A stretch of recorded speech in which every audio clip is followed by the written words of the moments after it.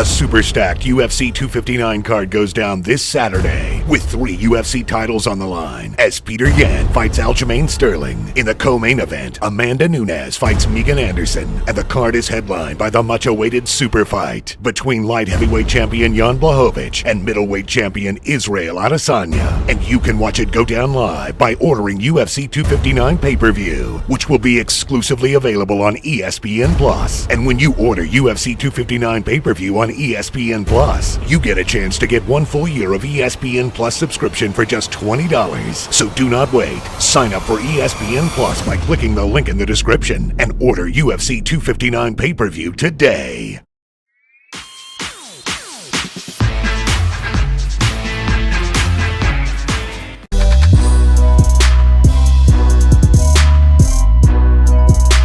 There's two paths to victories. One I'll keep close to my chest because I want to surprise people. But the other one, it might look a lot like the Whitaker fight. A guy blitzing at me and getting caught violently. So maybe around second round as well? Yeah, it's very tough. I think so. Possibly around second round. But the first one I'm holding close to my chest, if he makes that mistake, it'll be the first round. But I want to keep that to my chest. And I promise you, I'll post a receipt. I'll post a screenshot to prove that this is the path of victory that I envisioned as well. Wow! So you have there's many ways this could happen. There's many ways this could happen. Look, I could even lose, God forbid. But I'm just saying, in different timelines. But there's certain timelines I really visualize and I hold on, and I see this happening 2 ways. The first one I keep close to my chest, but the second one, long force trauma, man. Badly, violent car crash because he's over eager.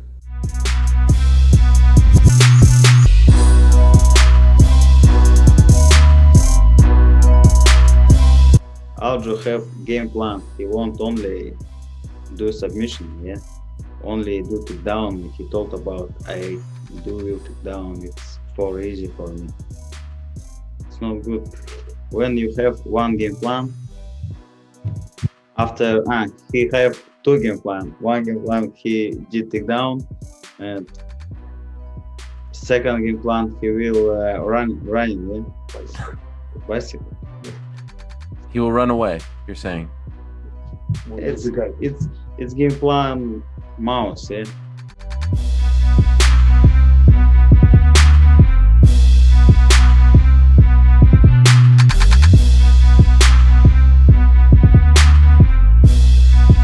Winning the belt changes my life, but at the end of the day, I've tried not to make it about the belt. I tried to make it about just smashing this guy, honestly.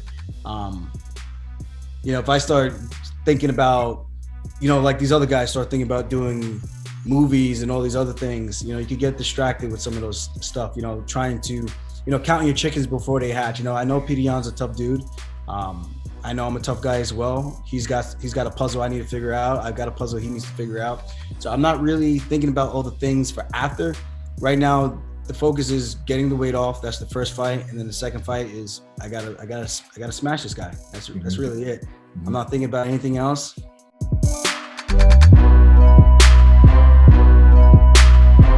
I think it's a tough fight for Jan because of the style of the fighter.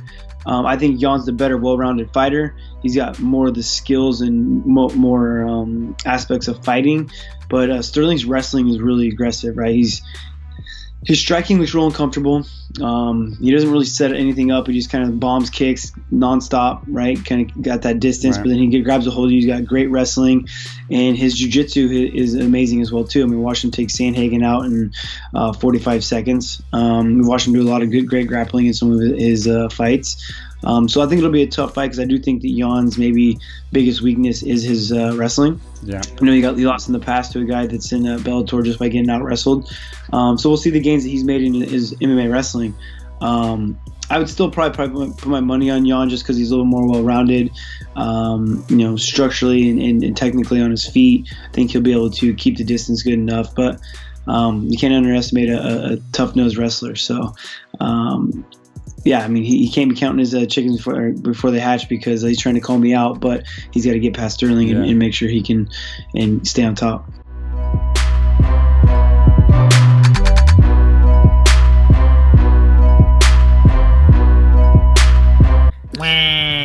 I lost my title fight. Listen, you fucking lost. You got beat. You didn't show up. You didn't try and fight. You took a sleep aid. Yeah, you looked half asleep.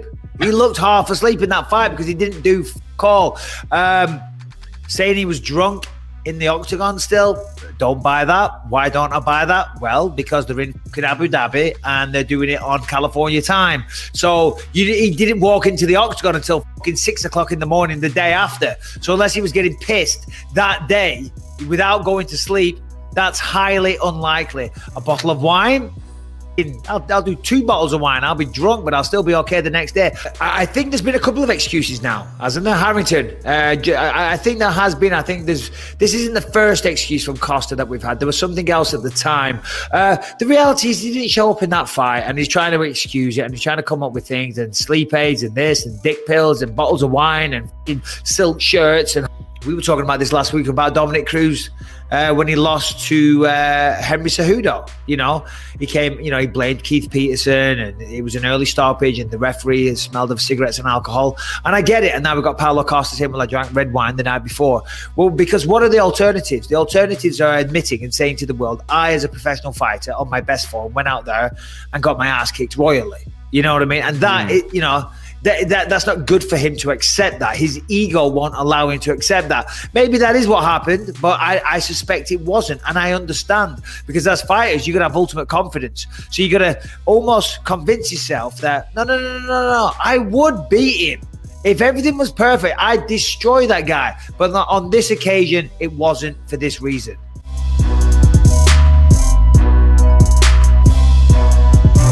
I believe Keith Peterson gave him a nice gift with that, because I was, I got hurt and I shouldn't have put myself in that position. But if you talk to the refs and if you talk to anybody, you have a couple things you need to do in order to keep the fight going. You need to be defending yourself, and you need to be working into a better position. I was doing both of those things when the fight got stopped.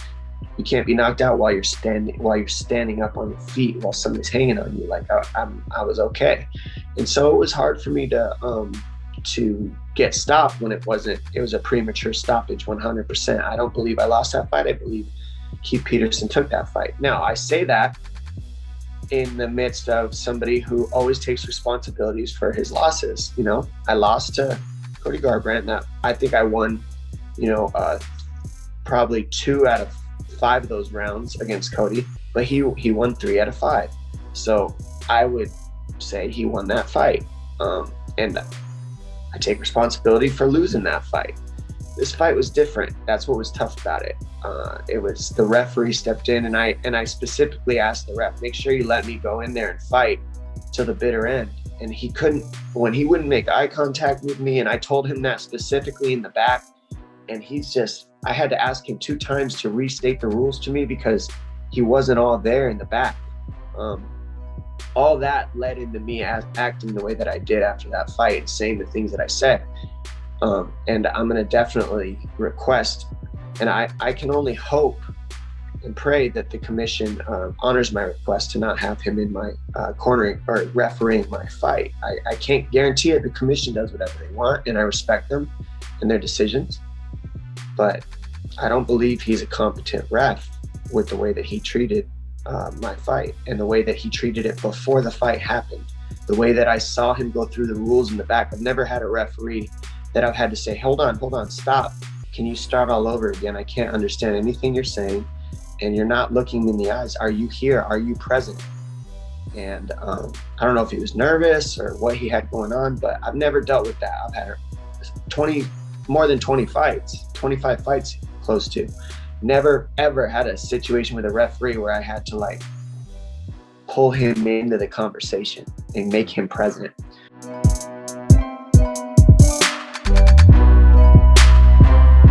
Are you still believing July 2021 Raider Stadium? Is that still a goal? Man, with this whole corona, and America's not really doing so well like New Zealand with the whole COVID business. So, yeah, all I know is that this fight needs a crowd. That fight needs a crowd. I can't do that in an empty arena. That fight definitely needs a crowd. What are the chances in your mind you win on Saturday? Your next fight is against Jon Jones? I didn't think that far ahead, but now, like I said, I'm going down to 185, defend my belt, and there's still some cards I hold close to my chest. What you got on my 40, homie? I'm gonna tuck mine in. If you having girl problems, I feel bad for you, son.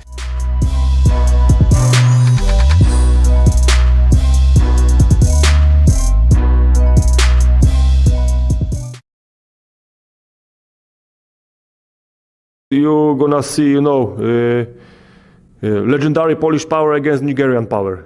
And this is something what you have to see. Legendary Polish power against Nigerian power. Blatantly